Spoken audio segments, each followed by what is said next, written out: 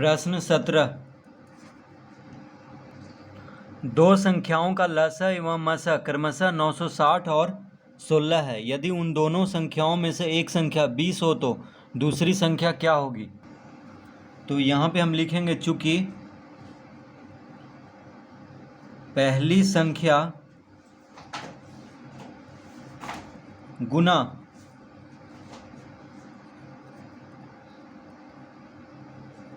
गुना दूसरी संख्या बराबर होता है मस गुना लस। तो सूत्र क्या होता है कि पहली संख्या और दूसरी संख्या को अगर गुना कर दें तो उसका मस और लस के गुणनफल के बराबर होगा। यानी पहली संख्या और दूसरी संख्या का जो मस होगा और जो लस होगा उन दोनों संख्याओं के गुणनफल के बराबर होगा। ठीक है, तो पहली संख्या और दूसरी संख्या का गुणनफल उनके मस और लस के गुणनफल के क्या होता है? बराबर होता है। तो पहली संख्या गुना दूसरी संख्या बराबर मस गुना लस लिख लेंगे।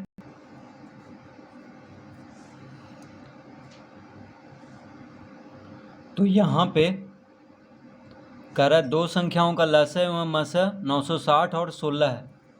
यदि उन दोनों संख्याओं में से एक संख्या 20 हो तो देखिए पहली संख्या कितना दिया हुआ है?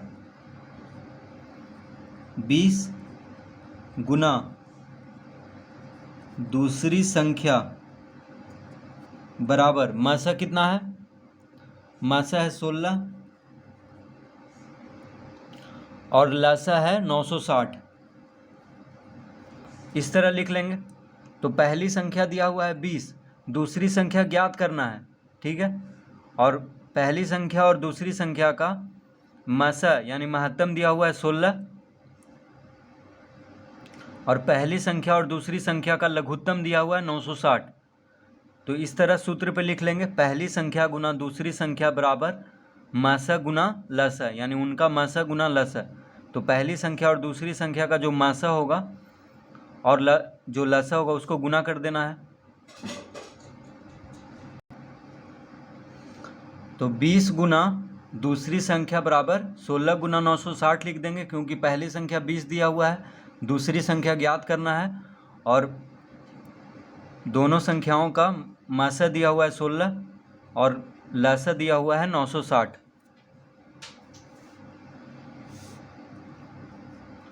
तो अब यहाँ पे लिखेंगे अतः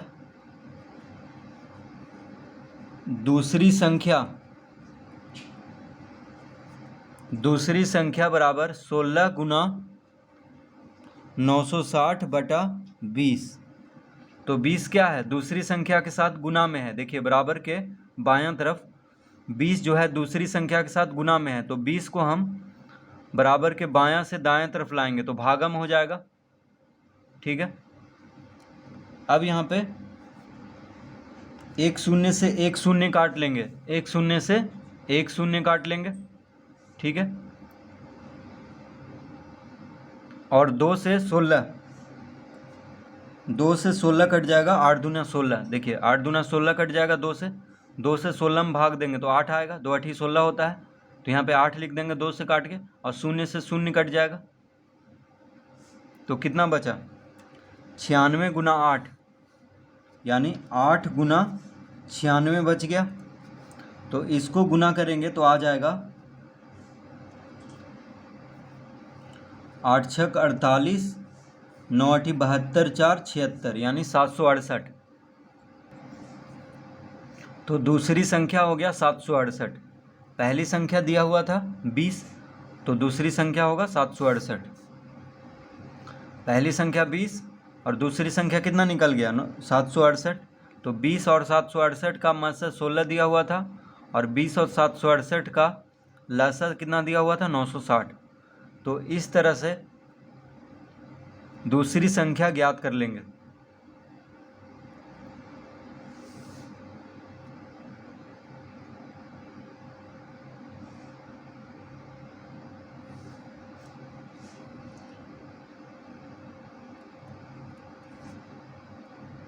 प्रश्न 18। दो संख्याओं का गुणनफल 216 है, यदि उनका मासा 6 हो तो उनका लसा ज्ञात करें। तो सूत्र होता है दो संख्याओं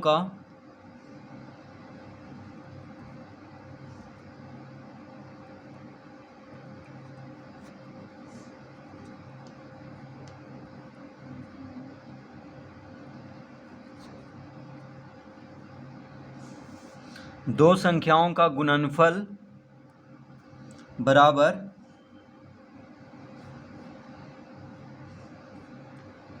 मासा गुना लसा। तो दो संख्याओं का जो गुणनफल होगा उनका मासा और लसा के गुणनफल के बराबर होता है। तो ये सूत्र होता है दो संख्याओं का गुणनफल बराबर मासा गुना लसा। ठीक है, तो दो संख्याओं का गुणनफल कितना दिया हुआ है प्रश्न 18 में दो संख्याओं का गुणनफल दिया हुआ है 216। कितना दिया हुआ है? 216। तो 216 बराबर मासा कितना है? तो कह रहा है यदि उनका मासा 6 हो, मासा कितना दिया हुआ है? 6, और लसा निकालना है। लसा क्या करना है? निकालना है। तो देखिए दो संख्याओं का गुणनफल दिया हुआ है 216। कितना दिया हुआ है? 216। और उन दोनों संख्याओं का मासा यानी महत्तम दिया हुआ है 6, और उन दोनों संख्याओं का लघुत्तम निकालना है। ठीक है, तो लसा ही लिख देंगे क्योंकि लसा निकालना है। तो दो संख्याओं का गुणनफल के जगह पे 216 लिखेंगे, बराबर का चिन्ह देंगे यहाँ पे, फिर मासा के जगह पे 6 लिखेंगे गुना लसा। इस तरह लिख लेंगे सूत्र पे। अब लिखेंगे अतः लसा बराबर हो जाएगा 216/6। ठीक है, लसा बराबर क्या हो जाएगा? 216/6। तो 6 क्या है? लसा के साथ गुना में है। 6 लसा के साथ क्या है? गुना में है। तो 6 को जब हम बराबर के दायां से बायां तरफ करेंगे तो भागा में हो जाएगा। ठीक है, तो 216/6 लिख लेंगे, यानी 6 इधर भेजे हैं तो क्या हो जाएगा? भागा में। तो लघुत्तम बराबर कितना हो जाएगा? 216/6, यानी 216 को 6 से भाग देंगे तो बराबर आ जाएगा 6 तिया 18,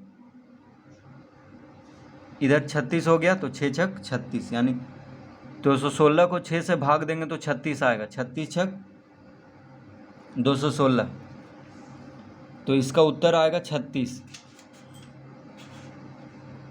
इसका उत्तर कितना आएगा? 36। तो लघुत्तम कितना आ गया? 36। यानी दोनों संख्याओं का गुणनफल दिया हुआ था 216 और उन दोनों संख्याओं का महत्तम दिया हुआ था 6, तो लघुत्तम कितना आ गया? 36। तो दोनों संख्याओं का लघुत्तम होगा 36। तो इस तरह से प्रश्न 18 हल करेंगे।